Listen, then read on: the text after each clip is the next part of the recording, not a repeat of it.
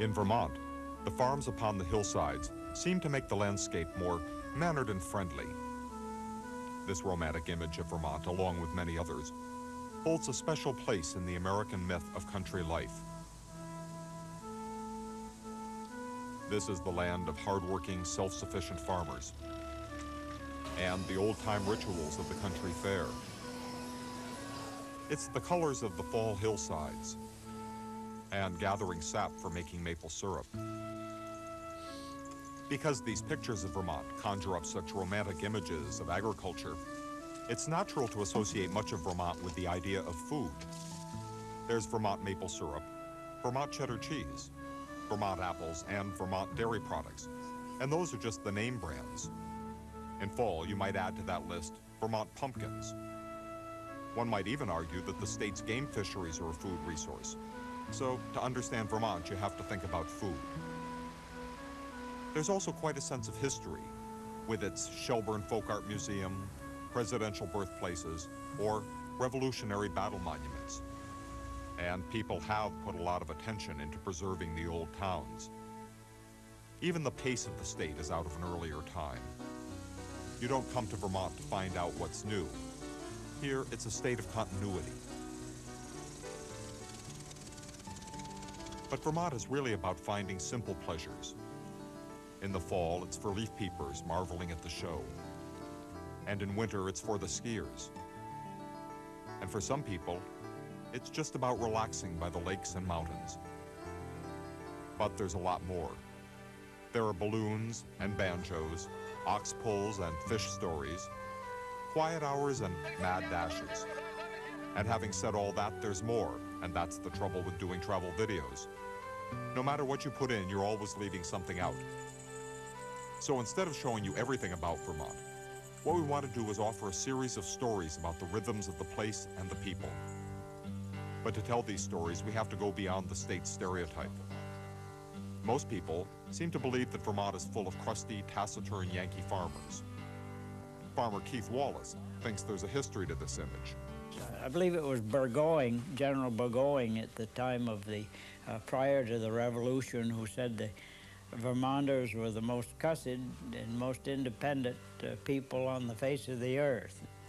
But the truth is that Vermonters are a much more diverse, interesting, friendly, and unusually talkative group of people than our mythology allows. So any tour of the state should include meeting some of the real Vermonters.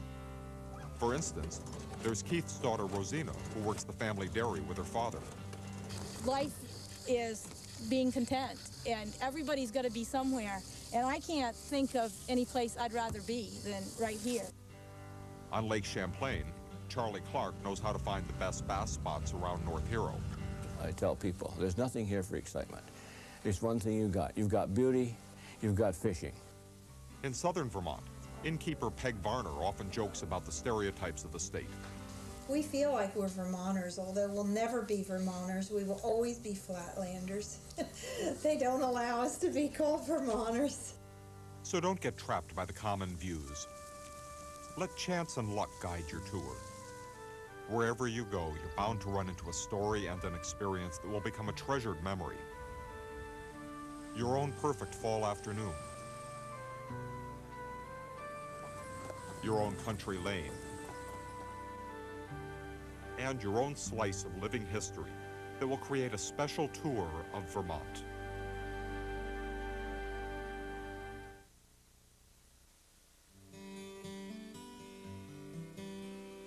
On the road between White River Junction and Woodstock in central Vermont is one of the state's only genuine natural attractions. It's the Queechee Gorge, and they built a road right over the middle of it. The area is quite touristed, and near the gorge is the scenic village of Queechee, where every year they hold a real live hot air balloon festival. Charlie Jameson is in charge of the event. 11 years ago, we invited 4 balloonists to come to the field, and we attracted about 400 people. We thought that was pretty good. We made about $100.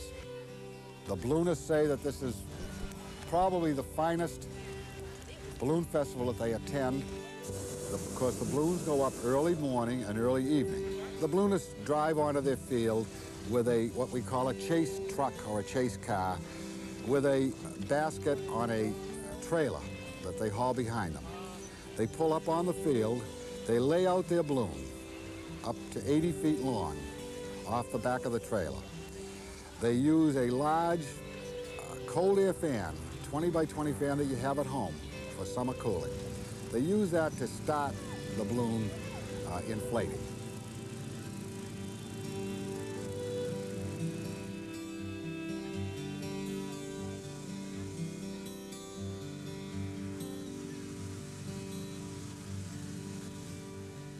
They get it inflated to 3/4 of the width that they want it. Then they use their propane tank that's hitched to the basket and start blasting it with hot air.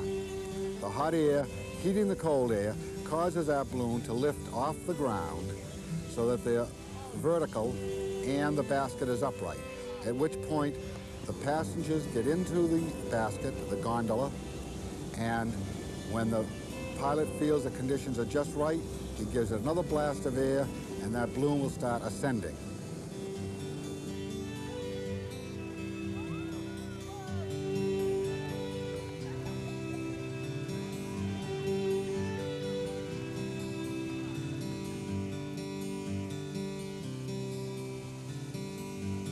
This little valley is in a bowl with 6 hills surrounding it, and it makes a natural area for it. Is, they claim, a little more dangerous flying out of here, but much more exciting than some of the big flights that they have in other parts of the country where you got hundreds of miles of flat land.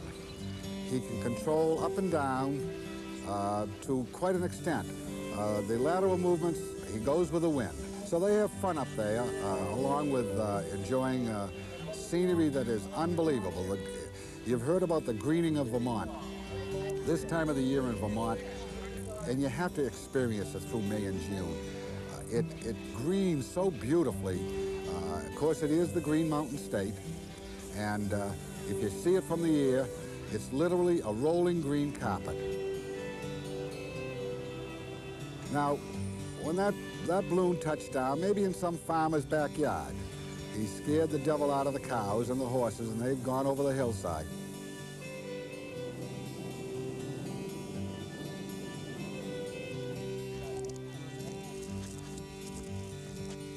And the balloonist always carries a couple of bottles of champagne. One bottle is for the farmer or whoever land they've landed on, and then the crew and the passengers, they open their champagne and they have a little party.